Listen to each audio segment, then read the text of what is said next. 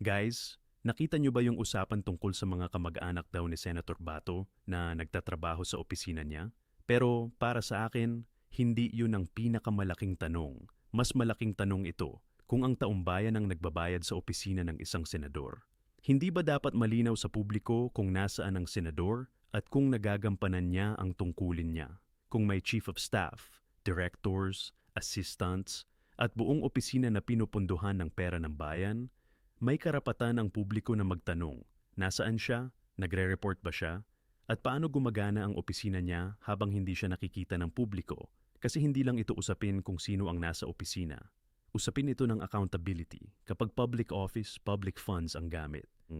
At kapag pera ng bayan ang gamit, may karapatan ng taong bayan na magtanong kung paano ito ginagamit. At fair lang ba na tuloy-tuloy ang sweldo ng opisina habang hindi alam ng publiko kung nasaan ang senador? Kayo, ano sa tingin ninyo?